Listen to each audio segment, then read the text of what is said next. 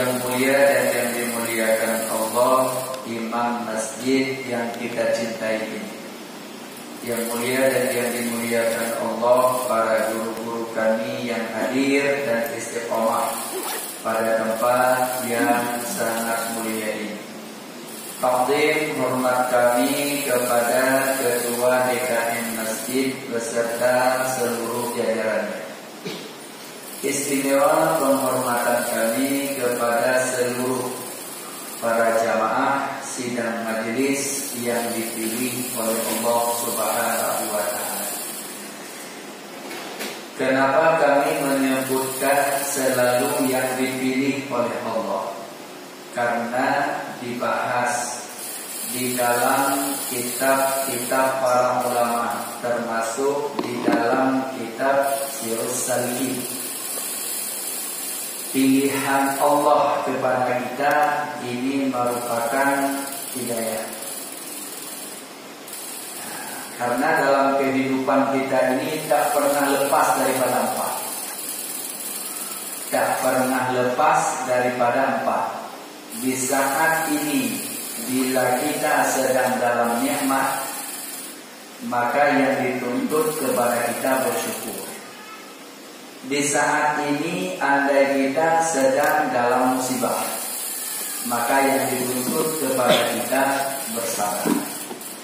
Andai kata saat ini kita sedang dalam taat, yang dituntut kepada kita, pandanglah taat itu sebagai pilihan Allah. Karena bila Allah tidak memilih kita, jangankan dari rumah kita menuju ke majelis ilmu, sudah sampai di tempat itu Allah usir kita. Sudah sampai di tempat itu kita sudah ada. Tapi Allah tak menginginkan kita berada di majelis ilmu, di salah satu majelis ilmu. Allah sibukkan kita dengan urusan yang lain, atau Allah usir kita dengan cara Allah. Jangan tanya kenapa Allah usir kita. Nah, itu adalah merupakan pilihan Allah.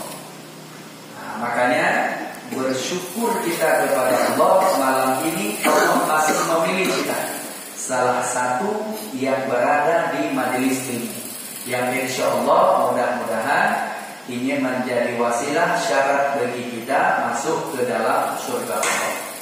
Kemudian andai kata misalnya saat ini kita sedang dalam maksiat, maka yang dituntut oleh Allah adalah bertobat. Jadi 4 sahaja, tidak ada lebih. Maka insya Allah malam ini mudah-mudahan Allah selalu memandang kita dengan pandangan kasih sayang. Nah, kemudian malam ini kita melanjutkan pembahasan yang kita tinggalkan pada malam Ahad yang lalu, menyangkut dengan masalah jual beli ijazah innya najis. Nah, maka kita pandang ternyata najis dibagi kepada 3. Ada najis yang namanya mughalladhah, ada najis yang namanya mukhaffafah, ada najis yang namanya mutawassithah. Nah, jadi kita harus kenal dulu. Ya, harus kita kenal dulu. Ini najisnya najis apa sih? Najis mughalladhah. Oh, ini najisnya mukhaffafah. Oh, ini najisnya najis mutawassithah. Karena 3 najis tersebut beda-beda cara menyucikannya. Najis bisa jadi itu bersih tapi tidak suci. Setiap yang sudah suci maka insya Allah itu bersih. Nah, maka yang sudah kita bahas menyangkut dengan najis yang pertama, yaitu najis mughalladhah, najis yang sangat diberatkan. Najis yang sangat diberatkan sudah kita bahas, cuma ini kita ulang supaya sambung yang keduanya. Najis mughalladhah itu cuma dinajiskan oleh 2 makhluk Allah saja dan keturunan-keturunannya. Siapa 2 makhluk Allah tersebut? Yang pertama si kalbi, yang kedua si khinzir. Ini namanya bagus, ini namanya bahasa Arab. Tapi jangan nanti kita dengar namanya bagus, wah enak kali didengar namanya si kalbi dan si khinzir. Nanti balik kita taruh nama itu si khinzir. Nah, jangan sampai seperti itu, karena makna khinzir adalah bidwa. Makna si kalbi bukan kolbi. Kalau kolbi itu hati, tapi kalau kalbi itu adalah anjing. Nah, maka dinajiskan oleh dua makhluk Allah tersebut, tiada suci dia, melainkan dengan disama.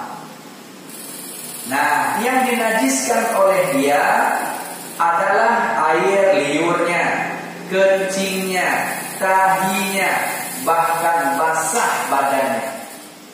Maka bila seandainya ada anjing yang melewati teras rumah kita, meninggalkan stempel tapak kakinya, ini pas musim hujan, dia lewati teras rumah kita, stempel tapak kakinya itu tidak memadai dengan kita sucikan sekali air, hilang ininya.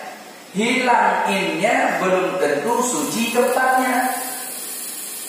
Maka wajib disama dengan 7 kali air. Salah satu daripada 7 air yang mutlak, maka wajib dicampur dengan tanah. Berarti sama dengan 6 kali dengan air, sekali dengan tanah. Sesudah dihilangkan innya. Innya harus dihilangkan dulu. Tidak boleh sekaligus dengan tanah menghilangkan in. Kalau menghilangkan in dengan tanah, berarti tanah itu akan bernajis. Simpan itu. Pening gitu dengan yang pegang itu. Terkejut kita masih lancar. Nah, benturan motor keras sekali, masih jantungnya gang seperti itu masih.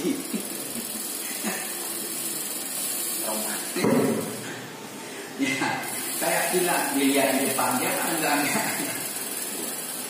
Nah, mohon doa juga. Masih di rumah sakit, anak itu masih di rumah sakit.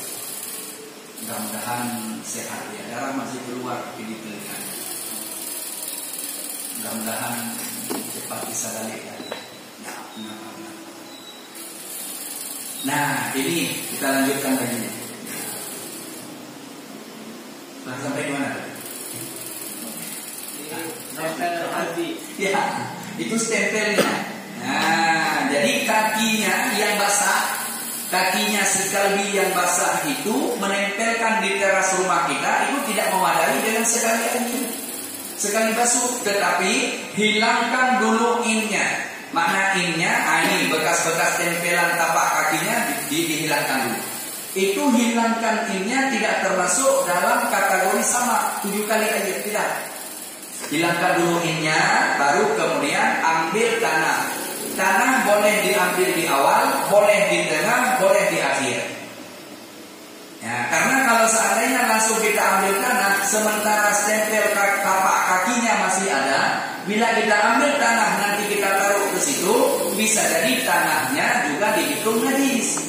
Nah, walau ada khilaf para ulama, sebagian ulama mengatakan pendapat ini sudah boleh. Yang pertama, yang penting lampurkan tanah dulu. Tapi kita selagi ada pendapat yang mu'tamad, maka hilangkan dulu innya, kemudian baru hantarkan tanah, ratakan tanah semuanya, kemudian baru sesudah itu disiram dengan air, dengan syarat air yang disiramnya bercerai-cerai. Ini misalnya di teras rumah kita, cara untuk menyucikannya, pertama taruh tanah dulu. Sesudah taruh tanah itu dihitung sekali, kemudian siram dengan air. Siram dengan air berarti selesai tanahnya. Kemudian siram yang kedua, semprot misalnya, atau pakai gayung, atau pakai mangkok dan lain sebagainya. Sesudah itu kalau disemprot, maka ceraikan nanti dengan memisahkan semprotnya ke tempat lain. Jangan disemprot terus nih, disemprot. Kalau setengah hari pun disemprot, itu dihitung sekali nanti. Kalau tidak bercerai. Nah, jadi ceraikan antara 1, 2, 3, 4, 5 sampai 6 air bersihnya. Semprot dulu sampai merata, maka semprotkan ke tempat lain. Nah, itu pisah namanya, itu cerai. atau matikan kerannya. Kemudian nanti hidupkan keran lagi, kemudian semprot lagi, baru dihitung kedua kalinya. Begitu pula seterusnya. Maka sesudah hitungan air suci lagi menyucikan 6 kali, berarti 7 kali tadi dengan kena. Maka baru dihitung suci daripada najis yang mughalladhah, atau disebut dengan najis yang diberatkan.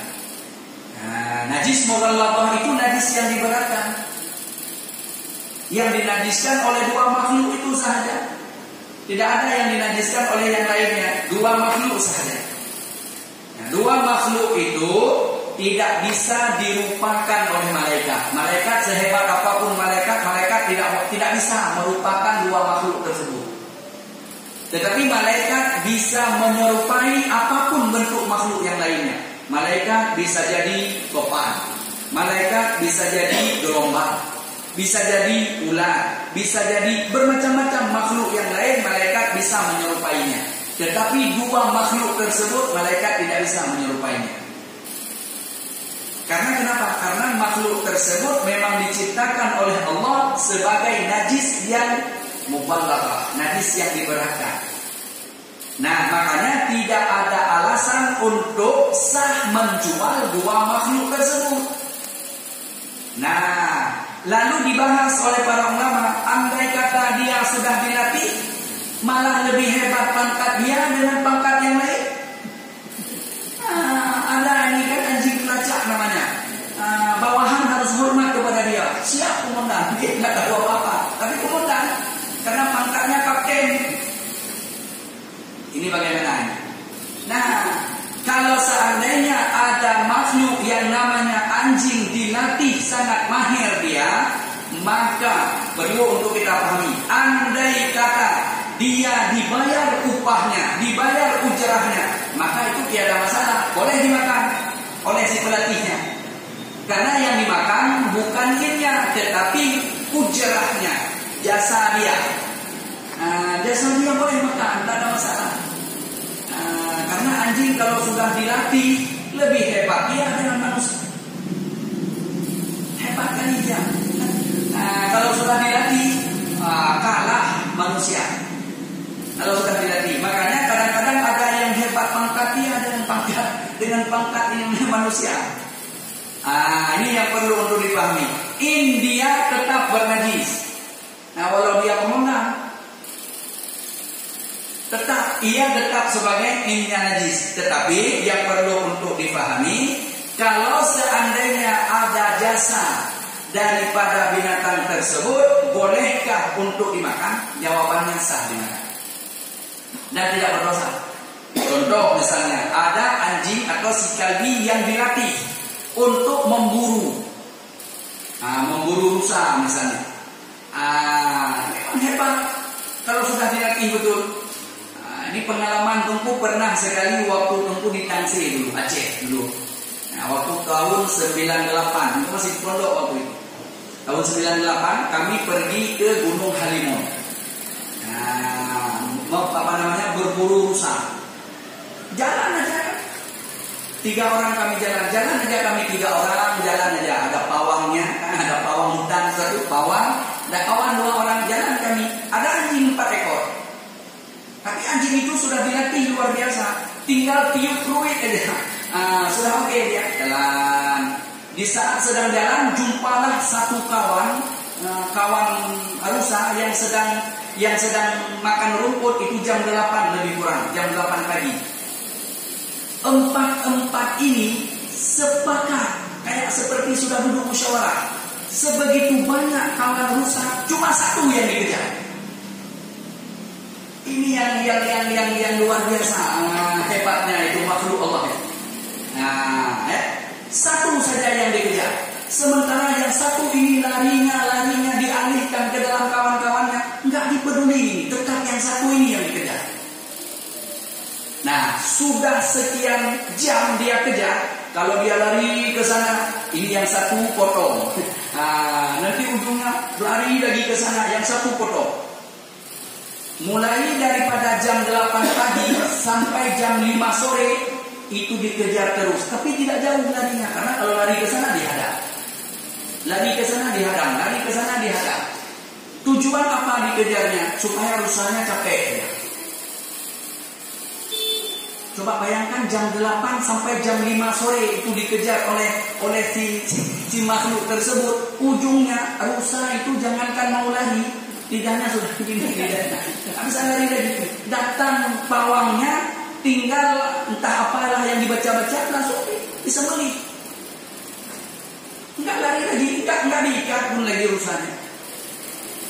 Sebegitu hebatnya dilatih. Jadi ini adalah merupakan juga ya, binatang tersebut bisa diambil manfaat.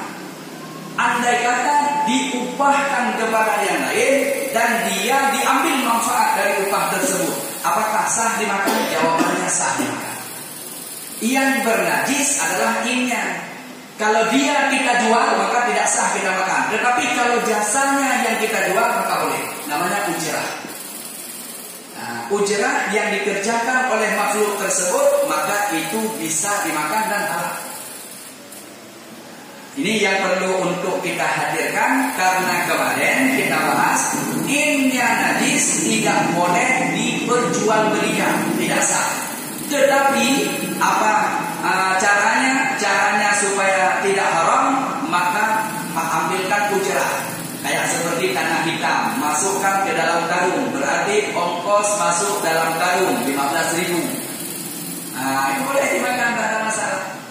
Tapi kalau dijual tanah yang bercampur dengan najis atau najis kandang atau disebut dengan pupuk kandang, itu tak boleh diperjualbelikan, tidak sah. Nah, maka ini yang perlu untuk kita pahami. Najis yang mubalaghah itu atau yang najis yang diberatkan itu, nah itulah najis anjing dan babi. Nah, itu tidak ada suci, ya innya langsung tidak suci. Mulai daripada dahinya, kemihnya, basah badannya, air liurnya, darahnya, semua itu adalah najis yang diberatkan. Jadi cara untuk menyucikannya mesti dengan disamak.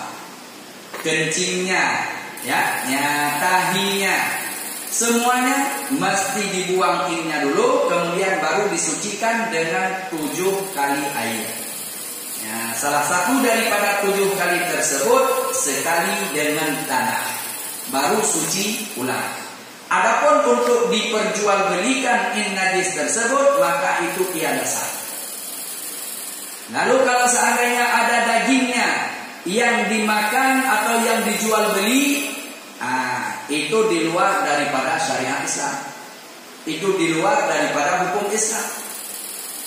Nah, kalau orang yang di luar hukum Islam maka tiada kena bagi dia, karena memang dunia ini adalah surga. Surga bagi mereka matanya bagi mereka. Bagi saudara kita yang di luar daripada keyakinan Islam, maka bagi mereka tidak ada aturan.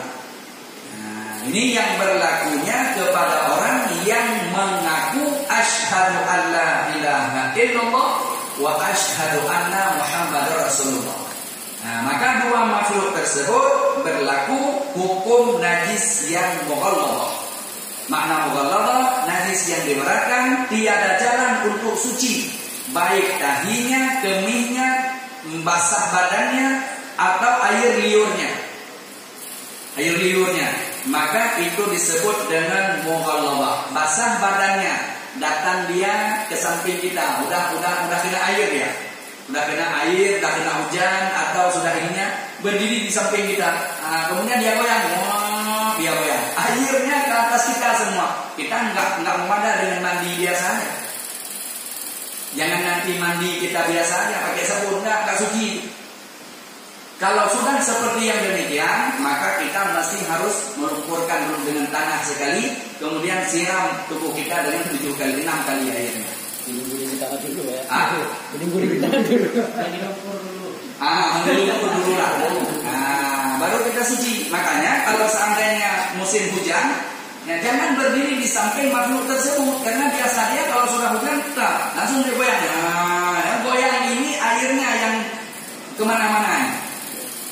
Tapi kalau seandainya kering badannya, maka biar pindah najis. Kering badannya, bulunya kering, semuanya kering. Oke, kita pegang dia besarnya ini. Cuma kalau seandainya kita muslim kan kurang kerjaan juga kan. Nah, tapi kalau seandainya ada orang yang pegang dia misalnya, mulus sekali kamu. Kan ada yang bagus itu anak-anak apa namanya? Yang sekarang kayak boneka itu makhluk tersebut kan. Nah, dipegang bulu mulus sekali semua, dipegang. Kering badannya, itu tidak pindah najis kepada kita. Cuma tiada satupun para ulama yang bisa menjamin bahwa bulunya kering daripada peluhnya, daripada keringat. Nah, peluhnya. Karena bila peluhnya atau disebut dengan basah badannya dengan keringatnya, maka itu najis. Karena pindah najis kepada kita bila dengan basah. Bila kering dengan kering maka tak bisa, tak pindah najisnya. Nah, anjing kering, kita juga tangan kering. Andai kata kita pegang, walau itu kurang kerjaan namanya. Nah, kita pegang misalnya, ditanya, apakah ada najis tangan kita? Jawabannya tidak. Jawabannya tidak bernajis. Kenapa? Karena tangan kita kering, ini anjing pun kering. Tapi kalau salah satu tangan kita basah, ini kering, maka pindah najis. Atau badan dia basah, kita yang kering, kita pegang, itu bernajis. Nah, apalagi basah badannya, peluhnya, air liurnya, beolnya. Nah, itu semua dihitung kepada najis yang mubalawah atau najis yang diberatkan. Atau keturunannya walau dia melahirkan daripada binatang yang halal sekalipun. Contoh, seekor anjing jantan, dia melahirkan anak dari seekor kambing betina. Sementara di dalam gerumbulan kambing betina itu tidak ada kambing yang jantan. Ini misalnya, ini satu rombongan kambing ada 50 ekor, satu pun tidak ada yang jantan. Nah, semuanya betina. Sementara kita ada pelihara penjaganya satu, yaitu si kalbi tadi. Nah, sebagai penjaga jantan. Nah, ternyata pernah kita lihat sekali ini si kalbi berhubungan dengan salah satu kambing saja, kita tengok. Nah, ternyata si kambing ini melahirkan anaknya, sementara tidak ada jantan. Nah, maka itu tidak boleh dijual dan jangan disembelih, jangan nanti jadi kurban nggak bisa. Nah, kalau seandainya kita tahu, kalau orang yang tidak tahu maka tidak ada masalah, tidak ada urusan yang tidak tahu. Nah, dan orang yang tidak tahu tidak ada hukuman. Nah, ini tidak ada masalah. Namun perlu untuk kita juga memahaminya, anak yang dilahirkan oleh kambing tersebut misalnya jantan yang dilahirkan, maka jantan ini tidak boleh disembelih dan tidak boleh dijual, karena itu masih dihitung walau lahirnya anak kambing. Nah, tapi andai kata anak kambing itu yang ayahnya adalah si kalbi, rupanya dia melanjutkan keturunannya dengan yang lain lagi. Nah, maka di saat melanjutkan dengan yang lainnya, bukan dengan anjing tapi dengan jenis kambingnya, maka lahirlah anak kambing. Maka khilaf para ulama, kaul yang mu'tamad itu sudah dihitung anak kambing semua. Yang satu saja ininya, yang satu saja ini adalah ayahnya kepada si kalbi. Nah, sementara seterusnya itu dihitung kepada anak kambing semuanya. Nah, ini yang perlu untuk dipahami. Kalau sudah dihitung kepada anak kambing, maka sah kurban tahun depan, nggak masalah. Yang tidak sah yang satu ini aja, yang satu ini tidak boleh. Ini tidak boleh dijual dan jangan juga disembelih akikah. Wah, ini kan betul ini akikahnya nggak bisa. Nah, jadi bagaimana ini? Nah, maka bagi orang yang tahu maka berlaku dia seperti hukumnya si kalbi. Tapi bagi orang yang tidak tahu, maka berlaku dia seperti hukumnya kambing. Karena wajah dia semuanya seperti kambing. Nah, ini yang perlu untuk kita hadirkan supaya kenapa? Supaya andai kata ada kejadian seperti yang demikian, jangan divonis seterusnya. Karena ada masa akneknya. Makna ada masa aknek, di saat sudah berketurunan dengan kambing-kambing, maka dihitung kepada kambing. Walau di situ ada khilaf para ulama, tetapi sudah sah untuk dijual belikan. Yang tidak sah anak yang pertama ini, putra mahkota. Nah, dia ini tak bisa, karena masih ayahnya, ini si kalbi.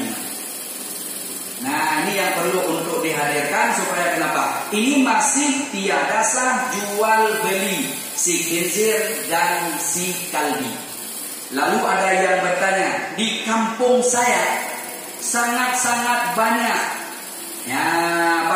si khinzir, B2, sangat banyak. Sudah jadi penyakit malah, sudah jadi hama.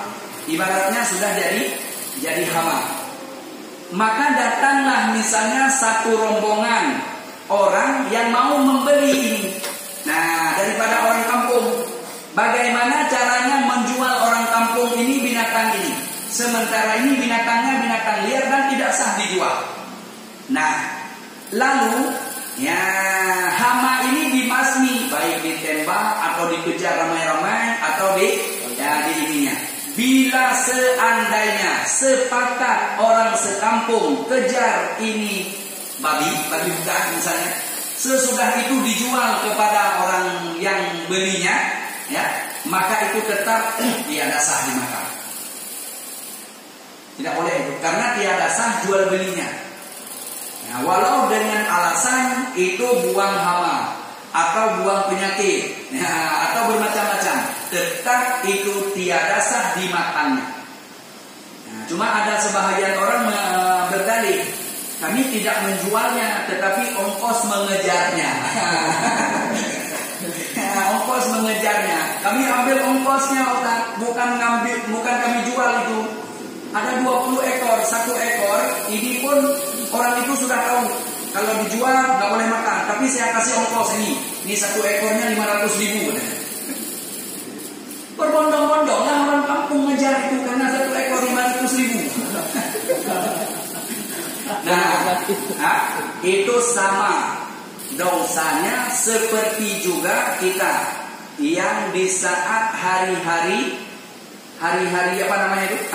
pemilihan yang dikasih per satu kepala 300.000 atau 500.000. Sama seperti kita mengejar babi hutan yang dikasih ongkos ujrah 300.000 atau 500.000 per ekornya. Ini ittifaq para ulama di saat mudzakarah ulama pada tahun 2019. Nah, makanya kita harus hati-hati menjual babi walau sekedar ujrah itu tetap tidak bisa dimakan. Beda dengan anjing, karena anjing ada hak latih di situ. Babi kira-kira ada hak latih. Walau ada orang yang ngomong anjing dengan babi sekali lahir anaknya itu menurut bulan. Kalau bulannya 12, anaknya itu 12 lahir. Kalau bulannya 11, anaknya 11 lahir. Tapi bisa dididik oleh ibunya semua jadi anak babi. Bisa dididik oleh ibunya semua jadi anak babi. Coba kalau anak manusia 12 orang anaknya atau 11 orang. Itu yang satu jadi A, yang satu lagi jadi B, yang satu lagi bermacam-macam. 12 itu 12 model macamnya dia akan jadi. Nah, tetapi kalau anak itu dididik oleh ibunya 12 atau 11 atau 10 semua jadi anak dia. Kalau masuk lewat ini pasti keluar lewat ini juga. Ini di kampung-kampung biasanya. Kalau seandainya ini masuk ke kebun orang, mau makan ubi misalnya, diajarkan oleh ibunya masuk lewat sini, pasti keluar nanti lewat situ juga. Nggak keluar lewat ini. Itu ibunya yang ajarkan. Nah, apakah yang jadi pertanyaannya? Yang jadi pertanyaannya, andai kata misalnya kita didik anak itu. Boleh enggak kita makan ujrahnya? Enggak bisa, karena tidak ada hak didik di situ.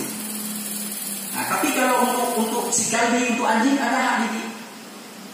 Karena anjing tidak dihitung hewan liar, tapi kalau yang ini dihitung hewan liar. Nah, jadi khinzir dengan kalbi itu beda hak. Nah, si khinzir itu namanya babi. Babi itu tidak ada hak gigi. Nah, dia hidungnya liar hidungnya. Tapi kalau yang kalbi, yang anjing ini ada hak gigi, ada hak latih dia.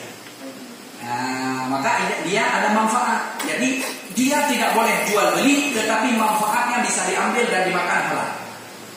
Sah dimakan. Nah, ini bedanya dia dengan si B2 ini.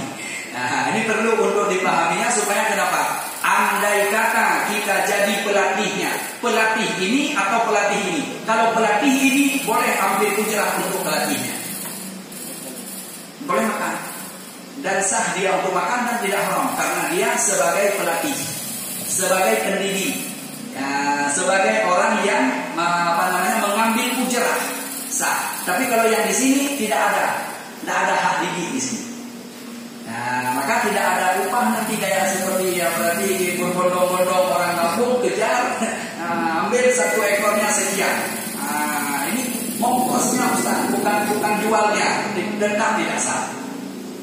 Nah, tidak boleh dimakan karena itu tetap hukumnya haram. Yang namanya haram, ma yusabu ala fi'li, ma yusabu ala tarkih wa yu'aqabu ala fi'li. Diberi pahala kalau kita tinggalkan dan disiksa kalau kita mengambilnya. Nah, ini yang perlu untuk kita hadirkan menyangkut dengan masalah yang najis yang muballaghah. Kemudian najis yang kedua disebut dengan mukhaffafah. Nah, ini mukhaffafah malam ini akan kita selesaikan. Nanti tinggal yang terakhir disebut dengan mutawassitah. Mutawassitah nanti dibagi kepada sebahagian ulama menjelaskan ada 7, sebahagian ulama menjelaskan ada 9. Nah, maka nanti akan kita bahas satu persatu yang mana-mana sih disebut dengan mutawassitah. Nah, ini insyaallah nanti ke depan. Malam ini kita melanjutkan yang kedua disebut dengan mukhaffafah. Adapun bermula najis yang mukhaffafah itu cuma dinajiskan oleh satu saja. Nah, mughalladhah tadi 2. Ya kan? Mughalladzah tadi 2, yang najis yang diberatkan tadi itu 2, yang dinajiskan oleh anjing dan babi disebut dengan kalbi dan khinzir. 2 saja. Dan sucinya dengan disama, selesai. Yang kedua disebut dengan najis yang mukhaffafah. Adapun bermula najis yang mukhaffafah itu dinajiskan oleh satu saja, yaitu anak laki-laki yang belum sampai umurnya 2 tahun dan tiada dia memakan sesuatu kecuali minum ASI ibunya atau ibu redahnya. Nah, ini anak laki-laki ini satu. Anak laki-laki ini belum sampai umurnya 2 tahun. Mulai daripada hari lahir sampai umurnya belum sampai umurnya 2 tahun, maka air kencingnya yang dinajiskan, air kencingnya itu maka namanya najis mukhaffafah. Dengan syarat anak laki-laki ini belum makan nasi, belum makan sesuatu, yang dia minum cuma ASI ibunya atau ASI redahnya. Adapun kalau seandainya dia sudah minum SGN atau Pediasure atau apa lagi? Denko. Aku dan kau suka Denko, kan seperti itu. Nah, atau sudah banyak yang lain-lainnya yang sudah dimakannya. Ada Promina lah, ada beras merah lah, ada ini, ada itu. Maka najis yang dinajiskan, yang dikencingkan oleh dia bukan lagi najis mukhaffafah, tapi lari nanti kepada najis mutawassitah. Nah, ini yang harus kita pahami najis mukhaffafah dulu. Najis mukhaffafah syaratnya anak laki-laki ini belum sampai umurnya 2 tahun dan dia tidak memakan sesuatu kecuali minum ASI ibunya atau ibu redahnya. Nah, walau ibu redahnya itu orang di luar Islam sekalipun. Orang di luar Islam, mana di luar Islam? Orang yang bukan Islam tetapi dia sedang menyusui. Nah, maka dia minum ASI orang itu. Boleh enggak? Boleh, tak ada masalah. Karena ASI itu tetap suci. ASI itu tetap suci. ASI seorang perempuan itu suci. Ya, boleh diminumnya oleh anaknya dan boleh diminumnya oleh siapa saja. Andai kata ada orang yang jual ASI seorang perempuan, susu ASI itu, boleh minum nggak? Boleh.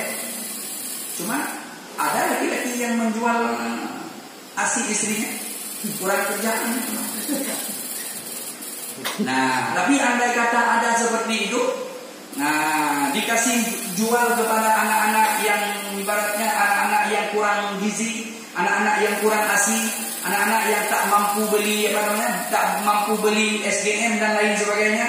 Andai kata ada orang yang sumbang ASI-nya, nah, boleh enggak untuk diminumnya? Kalau seandainya anak tersebut belum sampai umurnya 2 tahun, bila dia teguh maka dia akan jadi anak redhanya. Makanya tidak boleh ada yayasan atau yang disebut dengan sekarang apa ini? Ada yayasan ASI namanya. Kumpulan ibu-ibu yang banyak-banyak ASI, diperas ASInya, dimasukkan ke botol, kemudian disumbangkan ke orang. Itu tidak boleh. Hilang nasab nanti. Kita tak tahu yang sumbang itu siapa. Ternyata orang di samping rumah. Jadi ibu rela nanti kepada anak yang belum sampai umur 2 tahun. Kalau sempat diminum oleh orang yang di atas 2 tahun, itu nggak ada usaha. Makanya jangan terbayang kita bila seandainya ada orang yang minum ASI di atas 2 tahun, sudah lewat 2 tahun, itu tidak lagi jadi anak reba. Yang jadi anak reba di bawah daripada 2 tahun. Nah, kencing daripada anak ini yang belum makan apa-apa, hanya cuma minum ASI saja. Bila dia kencing, maka kencing tersebut namanya najis yang mukhaffafah. Najis yang mukhaffafah, cara untuk menyucikannya itu sangat ringan. Dipercikkan air di atas najis itu, maka dilap itu sudah suci. Ya, cuma yang lebih ininya dihilangkan dulu. Ini kencing anak-anak laki-laki tadi yang belum sampai 2 tahun, dilap dulu kencingnya, kemudian disiramkan air atau dipercikkan air, tak perlu disiram sampai airnya mendidih. Nah, itu sudah suci karena najis tersebut najis yang mukhaffafah. Nah, makna najis yang mukhaffafah itu najis yang sangat-sangat ringan. Adapun anak perempuan yang belum sampai umurnya 2 tahun, apakah terhitung dalam najis yang mukhaffafah? Maka dijawab, tiada dihitung anak perempuan. Karena anak perempuan tiada sama dengan anak yang laki-laki. Rupanya anak perempuan dengan anak laki-laki mulai dari kecil sudah beda. Dan asinya anak perempuan dan anak laki-laki bagi seorang perempuan yang melahirkan itu beda. Nah, makanya bila seandainya ada tertukar anak, misalnya ini ada 2 ibu, ada 2 ibu melahirkan, yang satu melahirkan anak laki-laki, yang satu melahirkan anak perempuan, tertukar di saat dimasukkan ke dalam sesudah lahir anak itu kan dimasukkan ke dalam pokoknya dimasukkan ke situ, tertukar anaknya. Kalau tertukar anak, ibu ini mengaku anak saya laki-laki, ibu ini bukan anak saya yang laki-laki. Ujungnya karena ternyata yang ini anak perempuan dari mana di rumah. Makanya dia menginginkan anak laki-laki. Yang ini memang itu anak laki-laki baru lahir satu, dia pun perempuan tapi dia lahir. Jadi ujungnya bertengkar antara 2 ibu ini, yang mana satu anak laki-laki. Maka bila seperti yang demikian, tes saja pada ASI keduanya. ASI keduanya dites. Karena ASI seorang perempuan yang melahirkan anak laki-laki lebih kental daripada ASI seorang perempuan yang melahirkan anak perempuan. Nah, lebih kental. ASInya seorang ibu yang melahirkan anak laki-laki itu lebih kental daripada ASInya seorang perempuan yang melahirkan anak perempuan. Nah, maka akan menunjukkan nanti anak laki-laki ini yang mana ibunya. Ini akan menunjukkan. Jangan tengok pada anak. Kalau tengok pada anak, mana kita bisa tahu masih kecil dua-duanya, baru lahir dua-duanya, kita tahu. Tapi supaya tidak hilang nasabnya, maka tes pada ibu yang melahirkan. Nah, di situ dites. Makanya cerdasnya Nabi Allah Sulaiman dulu kan. Nabi Allah Sulaiman dulu di saat datang 2 orang perempuan mengadu kepada Nabi Allah Sulaiman. Nabi Allah, wahai Nabi Allah, ini anak laki-laki, ini anak saya. Kata perempuan ini. Kata perempuan ini, wahai Nabi Allah, ini adalah anak saya. Jadi ujungnya Nabi Allah Sulaiman bertanya, bagaimana kalian berdua melahirkan satu anak? Kok satu anak 2 perempuan yang melahirkan? Ujungnya perempuan ini mengaku, wahai Nabi Allah, ini adalah anak saya. Ini perempuan juga mengaku, wahai Nabi Allah, ini adalah anak saya. Oke, kata Nabi Allah Sulaiman, kalau kalian berdua mengaku ini anak kamu dua-duanya, oke, tak ada masalah. Ambil sebentar parang saya, kata Nabi Allah Sulaiman. Sesudah diambil parang oleh ajudannya, maka diletaklah ini anak bayi di depan 2 ibu tersebut. Ini cerdasnya Nabi Allah Sulaiman. Ingin tahu yang mana ibu sebenarnya. Nabi Allah Sulaiman kepingin tahu yang mana ini ibu sebenarnya. Nah, maka di saat diletakkan bayi, kemudian Nabi Allah Sulaiman mengangkat pedangnya. Karena ingin ini bayi dua-dua kalian akan aku belah, satu sebelah untuk ibu ini, sebelah untuk ibu ini. Karena kalian semuanya mengaku ini anakmu. Ujungnya Nabi Allah Sulaiman mengangkat pedang. Di saat Nabi Allah Sulaiman mengangkat pedang, ternyata ibu ini ngomong, boleh Nabi Allah Sulaiman, potong aja. Saya sebelah, dia sebelah. Ini kata ibu ini. Kata ibu ini, wahai Nabi Allah, jangan. Karena itu adalah anak kandungku, darah dagingku. Kalau seandainya ibu itu memang menginginkan anak itu, kasih saja dia. Tapi Nabi Allah harus paham, harus tahu bahwa itu anakku dan aku tidak ikhlas anakku dibelah jadi 2.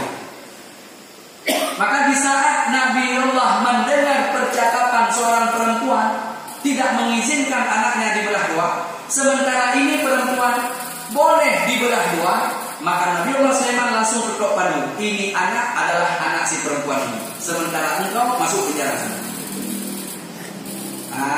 Dulu kan nggak sama seperti sekarang, ada tesnya. Nah, seperti itu ditesnya oleh Nabi Allah Sulaiman. Kenapa? Karena nalurinya seorang anak dengan seorang ibu itu tidak boleh dipisahkan. Tetap ada kaitannya. Maka perlu untuk kita hadirkan najis yang ringan sekali.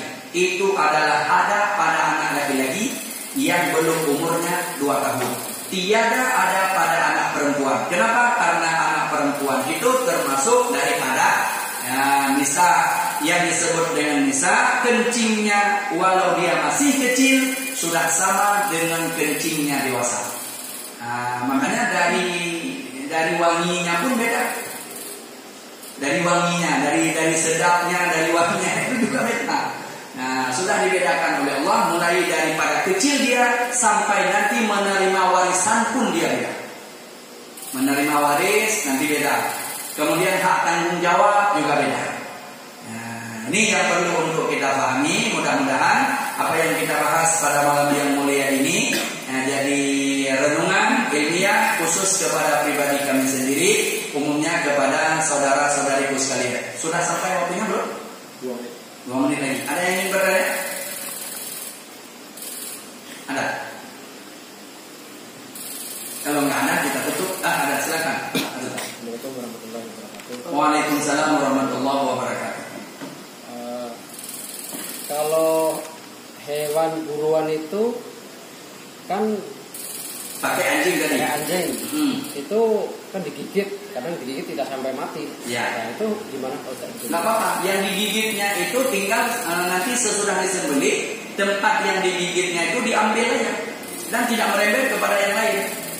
Dibuang, dipisahkan. Dipisahkan. Nanti yang tempat digigit itu sesudah disembelih nanti boleh diambil dan dikasih kepada binatang yang buruk tadi. Nah, cuma kalau seandainya yang sudah dilatih betul, itu tidak digigit lagi. Tidak digigit sama sekali. Nah, 4 ekor ini yang tentu pernah lihat langsung. 4 ekor ini yang dia memburunya sama sekali tidak dia gigit. Cuma mengejar ini supaya ini binatang yang diburunya ini capek. Jangankan untuk lari lagi, untuk bangun aja nggak bisa lagi itu. Jam 8 pagi sampai jam 5 itu dikejar. Coba bayangkan, dikejar terus sampai ini rusak, benar-benar capek. Benar-benar capek. Nggak bisa bergerak sama sekali, sudah lemas betul ya. Nah, jadi kalau sudah tidak dengar lagi suaranya, ini pawangnya, ini pawang yang mengelola ini, dia tiup ininya dia. Nah, langsung suara lagi, bubuk ke sana. Jadi jangan, jadi kita yang datangnya tak kejar-kejar. Kita jalan-jalan aja santai, aja duduk lagi kita dengar suaranya, oh di situ. Nah, nanti dengar suaranya lagi. Seperti itu. Jam 5 kira-kira, ini sudah tidak ininya lagi. Oke, sudah tidak. Karena tahu dia suara yang sedang lari dengan suara yang dia sudah menetap. Ini sambil dia sudah duduk, dia suaranya. Bersuara dia bukan di saat mengejar, itu beda suaranya dengan suara di saat dia kejar. Nah, ini sampai tingkat itu dia memahami bahasanya. Nah, begitu hebatnya cara dilatihnya. Nah, jadi ujrah yang diambil daripada jasa yang dilatihnya ini, maka sah dimakan, tidak ada masalah. Seperti yang demikian. Jadi andai kata pun ada digigitnya, maka yang digigitnya itu diambil seukuran yang tepat digigitnya, kemudian dikasih kepada dia, maka yang lainnya tidak ada masalah kepada yang lain. Ya, kira-kira jelas ya Pak Zulna. Insyaallah mudah-mudahan ada manfaat. Terima kasih. Wabillahi taufiq wal hidayah. Assalamualaikum warahmatullahi wabarakatuh.